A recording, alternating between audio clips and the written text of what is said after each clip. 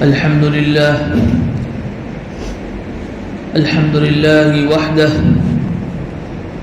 والصلاة والسلام على من لا نبي بعده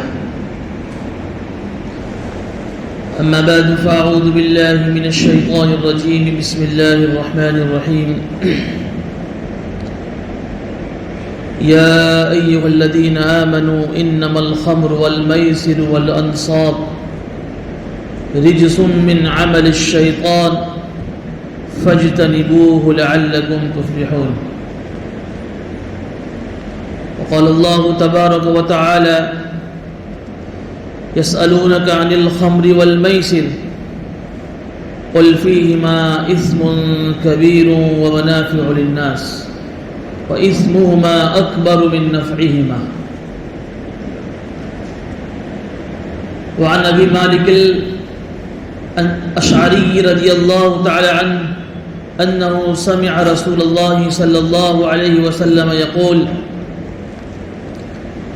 ليشربن ناس من أمتي الخمر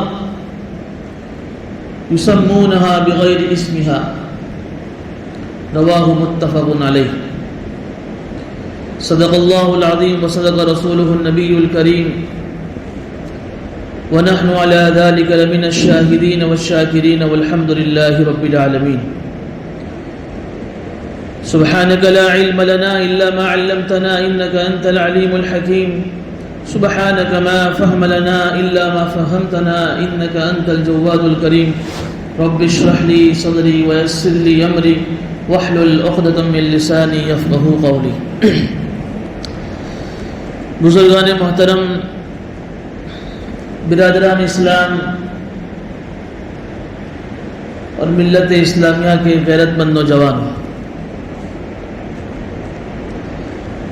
ابھی میں نے آپ حضرات کے سامنے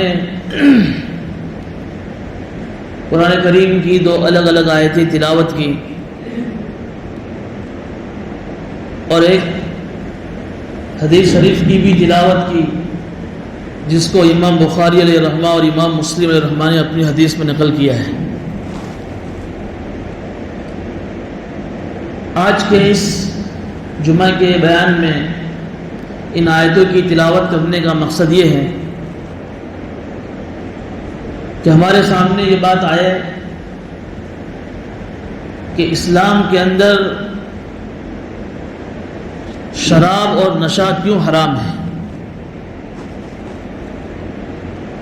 اس لیے کہ بہت سارے ہمارے برادران وطن جو ہمارے ہندو بھائی ہیں، کبھی کبھی وہ سوالات کرتے ہیں کہ تمہارے اسلام کے اندر شراب کیوں حرام ہے، نشہ کیوں حرام ہے. تو ایک تو یہ کہ ہم سنیں تو ان کو اس کا جواب دے سکے کہ اسلام میں نشہ اور شراب کیوں حرام ہے. ایک تو مقصد یہ تھا بیان کرنے کا.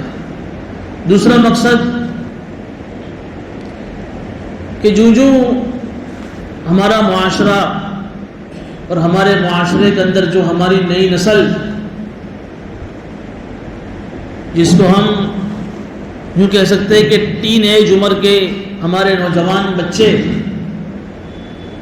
جن کی عمر کی شروعات 13 سال سے لے کر 23 سال کا جو ان کی عمر کا جو وقفہ اور ان کا عرصہ ہے، اس عمر کے بچے دھیرے دھیرے نشے کے اندر آگے بڑھ رہے ہیں اور جس کی وجہ سے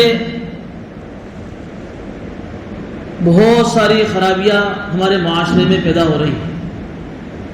اس لیے ان دو وجوہات کی بنیاد پر میں نے مناسب سمجھا کہ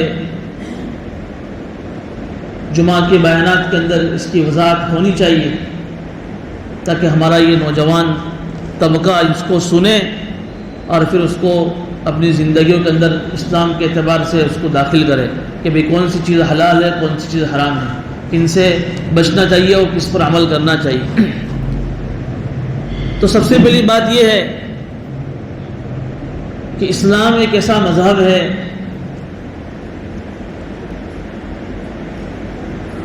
جس نے ہمیں بہت ساری نعمتوں سے نوازا ہے.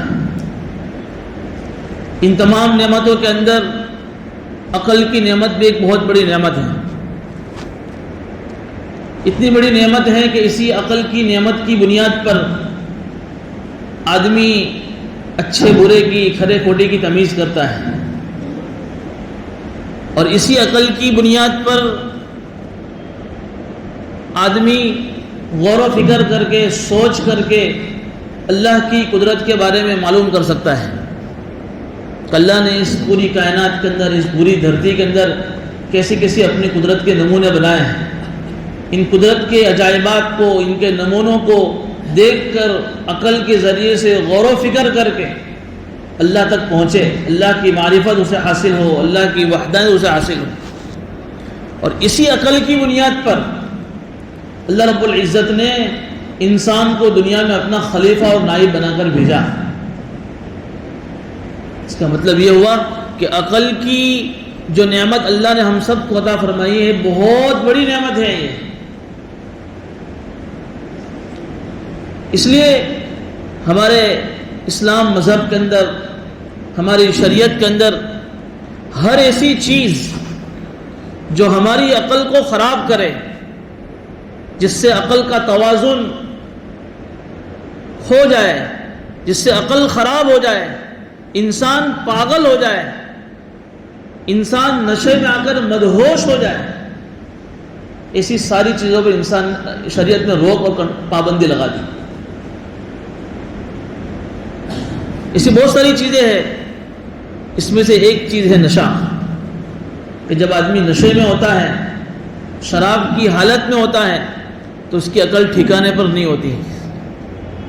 جب عقل ٹھکانے پر نہیں ہوتی ہے تو پھر کیا ہوتا ہے کہ انسان وہ ساری چیزیں کرتا ہے جو ایک جانور بھی نہیں کرتا ہے. جانور سے بھی بدتر بن جاتا ہے. اس لیے شریعت نے نشے کو، شراب کو حرام کر دیا. میں اس کے اوپر آگے آؤں گا کہ اس سے کیا کیا نقصانات ہوتے ہیں، لیکن پہلے میں آج کے جمعے کے بیان میں آپ کو بتاؤں گا کہ شریعت کے اندر اسلام جب نیا نیا آیا حضور اکرم صلی اللہ علیہ وسلم کے زمانے میں، تو اس وقت شراب حلال تھی. پھر دھیرے دھیرے دھیرے دھیرے اسٹیپ بائی اسٹیپ شریعت کے نقصانات، شراب کے نقصانات کو بیان کر کے پھر اخیر کے اندر اللہ نے حکم نازل کر کے شراب کو حرام کر دی. تو پہلے میں اس سارے مراحل کو آپ کے سامنے بیان کروں کہ شروع زمانے میں اسلام میں شراب کی کیا ویلیو تھی، شراب کیسے حلال تھا، پھر کیسے حرام ہوا، پھر انشاءاللہ اس کے نقصانات پر ہم بات کریں. تو شروع زمانے میں، زمانے جاہلیت، جب حضور اکرم صلی اللہ علیہ وسلم دنیا میں تشریف نہیں لائے تھے، اس وقت ابھی جو صحابہ نہیں بنے تھے، تو یہ شراب کے عادی تھے. پھر جب اسلام آیا، جو صحابی بنے جنہوں نے حضور اکرم صلی اللہ علیہ وسلم کے ہاتھوں پر اسلام قبول کیا، تو اسلام نے بھی اس شراب کو ایک دم سے حرام نہیں کہا، حلال تھی. وہ صحابہ پیتے تھے، بلکہ اس زمانے کے اندر شراب کے تعلق سے بات لکھی ہے علماء نے کہ جس کے پاس جتنی پرانی شراب وہ سب سے بڑا مالدار. مطلب مالداری کا لیول طے کرنا ہے تو جس کے گھر میں جتنی پرانی شراب وہ سب سے بڑا مالدار. جیسے آج کے زمانے میں کسی کو مالدار کہنا ہو تو اس کے لیے ایک لیول ہے کہ بھائی اس کے پاس اتنی بیگھا زمین ہو، اس کے پاس اتنے روپیے، اتنے پیسے ہوتے ہیں. آدمی کروڑ پتی، اربوں پتی، خربوں پتی شمار ہوتا ہے. اس زمانے کا اربوں خربوں پتی کون؟ جس کے پاس جتنی زیادہ پرانی شراب اس کے سب سے بڑا مالدار. لیکن جب مکی زندگی کے بعد، جب مدنی زندگی شروع ہوئی ہجرت کے بعد کی، تو بڑے بڑے صحابہ حضرت عمر فاروق رضی اللہ تعالیٰ عنہ، حضرت معاذ بن جبل رضی اللہ تعالیٰ عنہ، ان کو لگا کہ یہ شراب کے اندر بہت سارے نقصانات ہو رہے ہیں. انہوں نے اپنے سماج میں، اپنے معاشرے میں دیکھا، تو انہوں نے ایک مرتبہ حضور اکرم صلی اللہ علیہ وسلم کی خدمت میں آ کر سوال کیا کہ نبی اللہ، یہ شراب کے بارے میں آپ کا کیا کہنا ہے؟ تو حضور اکرم صلی اللہ علیہ وسلم پر اس وقت شراب کے بارے میں کوئی آیت نازل نہیں ہوئی تھی. فوراً حضور اکرم صلی اللہ علیہ وسلم جو ہے ایک دم سے، جب وحی کے آثار جب شروع ہوتے تھے تو ایک دم سے ان کے چہرے پر اس کے اثرات ظاہر ہو جاتے تھے. ایک دم سے وحی کے آثار شروع ہوئے اور پھر وحی نازل ہوئی. اس میں یہ پوچھا کہ وَيَسْأَلُونَكَ عَنِ الْخَمْرِ وَالْمَيْسِرِ، کہ نبی جی یہ لوگ آپ سے شراب کے بارے میں اور جوئے کے بارے میں، اس زمانے میں جوا بھی رما جاتا تھا، اس کے بارے میں پوچھ رہے آپ سے، یا آپ سے سوال کر رہے کہ اس کا کیا حکم ہے۔ دیکھیے یہ پہلی آیت تھی، تو اللہ رب العزت نے فوراً یہ نہیں کہا کہ بھئی منع کر دو، قل فیہما اثم کبیر ومنافع للناس، کہ اس کے دو پہلو ہیں، اس میں کچھ فائدے بھی ہیں کچھ نقصان بھی ہیں۔ معارف الحدیث میں حضرت مولانا منصور صاحب نعمانی رفانی اس آیت کے ضمن میں لکھا ہے کہ اس میں فائدے کیا، کہ اس زمانے میں ایسا تھا کہ جو شراب پیتا تھا تو شراب کی نشے میں آ کر وہ پیسہ بہت لٹاتا تھا، جس کی وجہ سے غریبوں کا فائدہ بہت ہوتا تھا، اور کبھی کبھی شراب پینے کی وجہ سے نشہ اور تندرستی اور تھوڑا سا چین اور سکون ملتا تھا۔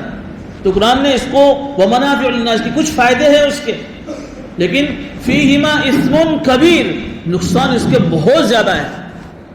یہ کہہ کر اللہ رب العزت نے اللہ کے نبی صلی اللہ علیہ وسلم کے ذریعے سے صحابہ کرام کو بتا دیا کہ بھئی تم جو شراب پی رہے ہو اس میں نفع کے مقابلے میں نقصان زیادہ ہے۔ تو صحابہ کرام نے جب یہ آیت سنی تو پھر جو بڑے بڑے صحابہ کرام تھے انہوں نے اس کے نقصان سے بچتے ہوئے شراب کی لمٹ طے کر دی کہ اب ہم شراب ہر وقت نہیں پئیں، بلکہ جو اس کے نقصانات تھے اس سے بچتے ہوئے شراب پی رہے تھے ابھی، چونکہ آیت میں بالکل منع نہیں تھا۔ پھر ایک موقع پر ایسا ہوا کہ ایک صحابی نے صحابہ کی دعوت کی، پارٹی میں بلایا، اور پارٹی کے اندر تو شراب کے بغیر تو پارٹی نہیں ہوتی تھی، دعوت نہیں ہوتی تھی، تو سارے صحابہ نے کھانا کھایا، اس کے بعد آخر میں شراب بھی پی۔ اب شراب پینے کے بعد مغرب کا نماز کا وقت ہوا، یہ مدنی زندگی کی بات چل رہی کیونکہ نماز کی فرض تھی۔ اب حضرت علی رضی اللہ عنہ مصلی پر آئے امامت کے لیے، مغرب کی نماز کا وقت تھا۔ حضرت علی رضی اللہ عنہ نے نماز شروع کی اور مغرب کی نماز چل رہی تھی، اور پہلی رکعت میں سورہ کافرون پڑھی تو سورہ کافرون میں گڑبڑی ہو گئی، بہت ساری بھول آئی۔ حضرت علی چونکہ نشے میں تھے، وہ شراب پی ہوئی تھی، اسی وقت نماز کے بعد فوراً حضور اکرم صلی اللہ علیہ وسلم پر دوسری وحی آئی، یہ شراب کا دوسرا مرحلہ شروع ہوا۔ اس کو کیسے، یا ایھا الذین آمنوا لا تقربوا الصلاة وانتم سکارى حتی تعلموا ما تقولون۔ دیکھیے اے ایمان والو، جب تم نماز کی حالت میں ہو تو شراب مت پیا کرو، اس لیے کہ نماز کے اندر جب تم کھڑے ہوتے ہو نشے میں ہوتے تمہیں پتہ نہیں کہ تم کیا بول رہے ہو۔ یعنی ایک اور روک لگا دی کہ بھئی تم شراب پیو، لیکن نماز کا جب وقت آ جائے تو نماز سے کچھ گھنٹوں پہلے شراب کو چھوڑ دو تاکہ نماز کی حالت میں تمہاری عقل ٹھکانے رہے۔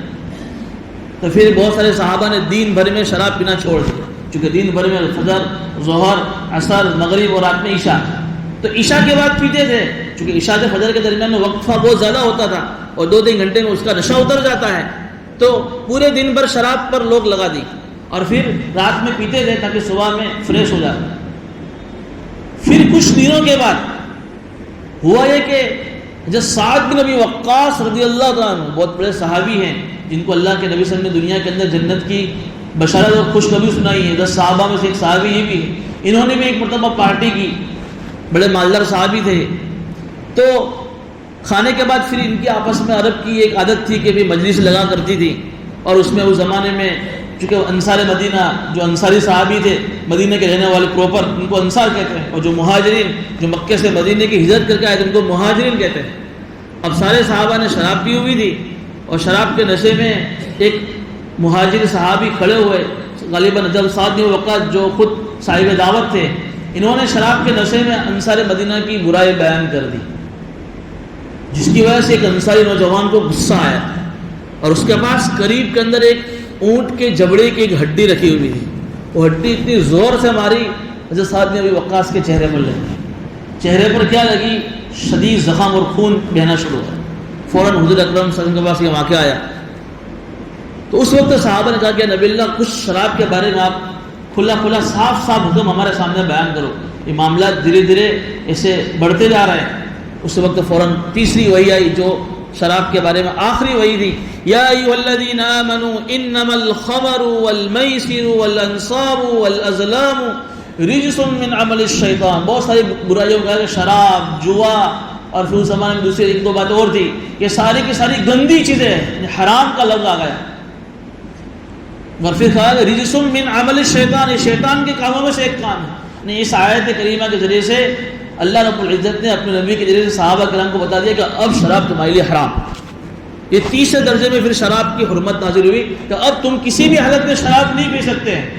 دیکھیے یہ شریعت نے صحابہ کرام کی تربیت کی، اس لیے کہ جو چیز کسی کی گھٹے میں پڑی ہو، کسی کی فطرت میں ہو، تم کل سے اس کو کہہ دو بھائی تیرے کو یہ نہیں کرنے کا، تو یہ انسان کے لیے یہ اسلام نے کتنی رعایت کی مسلمانوں کی، انسانوں کی کتنی رعایت کی کہ دھیرے دھیرے شراب کی حرمت بیان کر کے پھر آخر میں شراب کے بارے میں حرمت نازل کر دی کہ اب شراب حرام. اب وہ ہے کہ شراب کی حرمت نازل ہو گئی، جو صحابہ قریب میں تھے انہوں نے کہا کہ ٹھیک ہے یا نبی اللہ آج کے بعد کبھی شراب نہیں پئیں گے. اب ایک صحابی جو خیبر گئے تھے، شراب کا ان کا بزنس تھا بہت بڑا، وہ شراب کا بزنس کر کے بہت ساری شرابیں لے کر مدینے میں انٹری کی. ایک صحابی مدینے کی انٹری میں مل گئے کہ تجھے پتہ نہیں کہ شراب کی حرمت نازل ہو گئی ہے، حضور نے منع کر دیا، قرآن کی آیت نازل ہو گئی ہے. وہ صحابہ کرام کے پاس جو مٹکوں کی شکل میں جو شرابیں تھیں، وہ مدینے کے انٹری جہاں ملاقات ہوئی وہیں چھوڑ کے حضور اکرم صلی اللہ علیہ وسلم کے دربار میں پہنچے. اور اللہ کے نبی نے پوچھا کہ میں تو اتنا سارا شراب کا ویپار کر کے آیا ہوں، کاروبار کر کے آیا ہوں، میرا تو بہت بڑا مسئلہ ہے، کیا کروں میں؟ ایک شکل تو یہ ہے کہ میں یہ شراب واپس ریٹرن کر دوں، تو کہ نہیں. دوسری شکل بیان پوچھی مسئلے کے اعتبار سے کہ یا تو پھر یہ کہ اس کو میں کسی غیر مسلموں کو جو ابھی اسلام قبول نہیں کرتے ان کو ہدیہ کر دوں تو ان کے کام آ جاوے، کہتا یہ بھی نہیں. تیسری بات پوچھی کہ پھر ایک کام کرتا ہوں، اس کو بیچ دیتا ہوں کسی غیر ایمان والے کو، غیر مسلم کو، کہ وہ اس کو بیچ کر اس کا جو پیسہ آئے گا میں خود استعمال نہیں کروں گا، کسی یتیموں غریبوں کو لگاؤں. حضور نے یہ بھی منع فرما دیا کہ تینوں میں سے ایک بھی چیز نہیں. تو پھر یہ نبی اللہ کیا کہ بس حکم آ گیا ہے. اب شراب کا حکم یہ ہے کہ شراب کو نہ بیچ سکتے ہو، نہ کسی کو ہدیہ کر سکتے ہو، نہ کسی شراب کے آنے والی انکم سے تم کسی کی مدد کر سکتے ہو، بس اس کو بہا. بس حضور اکرم صلی اللہ علیہ وسلم نے کہا، صحابہ کرام چونکہ حضور اکرم صلی اللہ علیہ وسلم کے عاشق تھے اور اسلام اور ایمان ان کے گٹیوں میں ایسا پڑا ہوا تھا کہ وہ اسلام کے بارے میں کسی چیز کے کوئی کمپرومائز نہیں کرتے تھے. نقصان برداشت ہے لیکن ایمان اور اسلام اور اللہ اس کے رسول کا حکم ہمارے ہاتھ سے چھوٹے کیسا کبھی نہیں ہو سکتا ہے. فوراً گئے اور شراب کی جو ہے سارے مٹکے وہاں بہا دیے اور سارے مٹکے توڑ دیے. اور بھی بہت سارے صحابہ کرام جن کے گھروں میں پرانی شراب جو جس کے وجہ سے مالدار گئے تھے، ساروں نے شراب کے مٹکے بہا دیے. پورے مدینہ کے اندر شراب کی ندیاں بہہ رہی. کسی ایک صحابی نے ایسا نہیں لکھا ہے کتابوں میں کہ اس کے بعد شراب کا ایک گھونٹ پیا ہو. ایک صحابی کے بارے میں یاد آتا ہے کہ شراب کا گھونٹ ابھی پیا، حلق سے بھی اترا سنا اور کلی کر کے واپس باہر پھینک دی. ہو نہیں سکتا ہے کہ حکم آ جائے حرام کا پھر وہ چیز ہمارے پیٹ میں چلی جائے.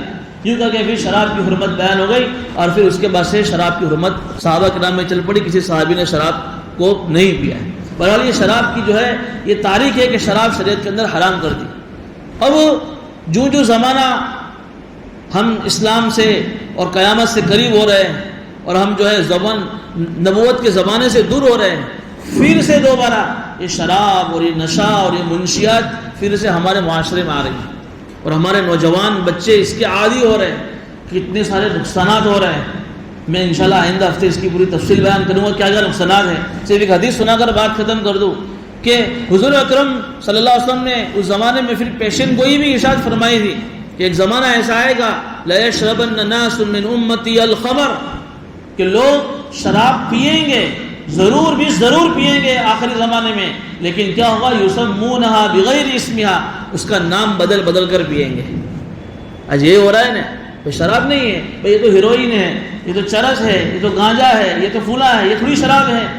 اس سے تو تھوڑی نشہ ہوتا بھی تو ایک دو گھنٹے. ایسا نام بدل کر اب شراب پی جا رہی ہے اور مارکیٹ میں عام ہو رہی ہے. تو اس کی وجہ سے بہت سارا نقصان ہو رہا ہے.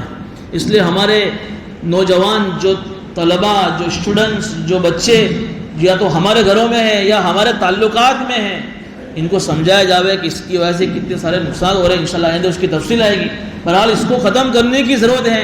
اس کی وجہ سے سماجی، دینی، مالی، جسمانی بہت سارے نقصانات ہو رہے ہیں اور جس کی وجہ سے آدمی یہاں تک کہ اپنے ایمان کے سودے بھی کر لیتا ہے. اللہ تعالیٰ باتوں پر عمل کی توفیق عطا فرمائے.